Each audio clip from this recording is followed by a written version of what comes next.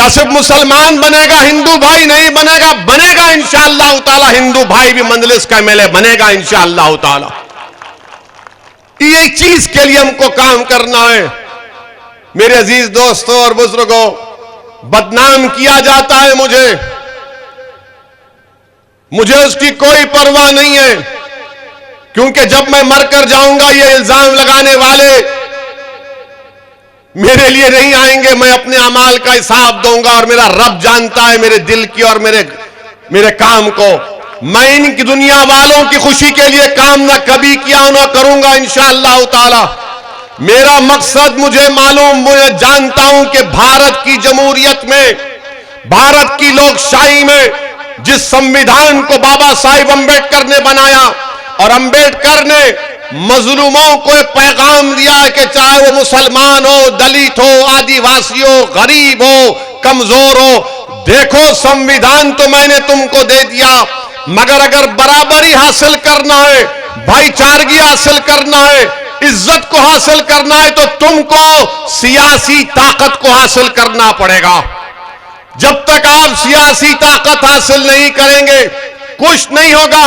और याद रखो, अंबेडकर ने सही कहा था। जब मीडिया के लोगों ने आज हमसे सवाल करते कि 3 है, 3 का क्या करोगे, उस वक्त अंबेडकर से भी पूछा था कि इतने 90 से ज्यादा दलित लोकसभा में जीत कर जाते हैं, और बाबा साहिब आप दलित समाज की सियासी ताकत के लिए बात करते हैं, इतने बड़ी तादाद में लोग हैं।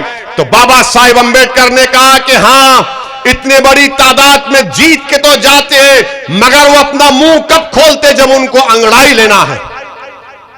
यही हाल हमारा करके रख दिए। लोग कहते हैं कि अगर तुम्हारे लोग जीत कर जाएंगे तो क्या करेंगे? मेरे अजीज दोस्तों और बुजुर्गों, हमारा काम, हमारी पहचान है। सरजमीन हैदराबाद पर हमारे 7 अराकीन असेंबली हैं। हमारे वहां के चीफ मिनिस्टर ने हमको दावत दी कि आओ, सत्ता का हिस्सा बन जाओ, मिनिस्टर का एक पोस्ट दे देते, हैदराबाद का डिप्टी मेयर ले लो। मैंने कहा मुख्यमंत्री साहब, जब तक अल्लाह असदुद्दीन ओवैसी को मंजलिस का खादिम बनाकर रखेगा, इंशाअल्लाह ताला हम इस सत्ता की भूल भुलैयों में नहीं आएंगे। हमको सत्ता से मतलब नहीं है, मंत्री बनने से मतलब नहीं है।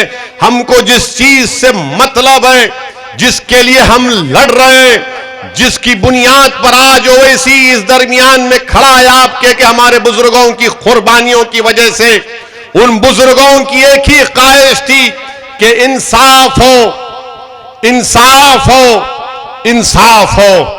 हम इंसाफ चाहते हैं, हम भीख नहीं चाहते।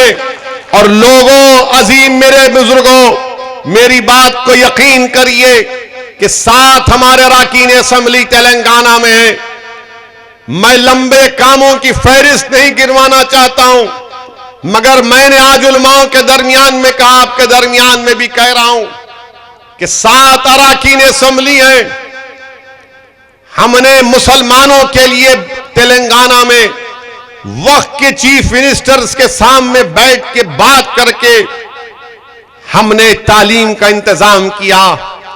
और आज तेलंगाना में 6th क्लास से 12th क्लास तक, 6ठी जमात से 12वीं जमात तक 60,000 मुस्लिम बच्चे और बच्चियां पढ़ रही हैं, मुफ्त में पढ़ रही हैं।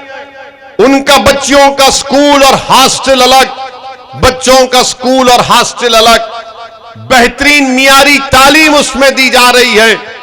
क्या हमारी लड़ाई सिर्फ जान बचाने की होगी? क्या हमारी लड़ाई सिर्फ पुलिस की लाठियों से अपने आप को बचाने की होगी? क्या हमारी लड़ाई अपने इलाके की डेवलपमेंट की क्यों नहीं हो सकती?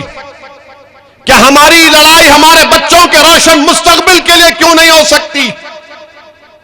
क्या तहफ्फुज हमारा मुकद्दर नहीं बन सकता? या फिर गैर महफूज रहना और डर डर कर अपनी जिंदगी गुजारना ये हमारा मुकद्दर बन जाएगा? नहीं मेरे अजीज दोस्तों और बुजुर्गों, जब आप निकलकर वोट डालते हैं किसी पार्टी को, किसी पार्टी के उम्मीदवार को, तो इस उम्मीद पर वोट डालते हैं कि ये मेरा खादिम होगा, ये मेरी तड़प को समझेगा, ये मेरी तकलीफ को उसका हल तलाश करेगा, ये मेरे लिए लड़ेगा, ये मेरे लिए आवाज उठाएगा।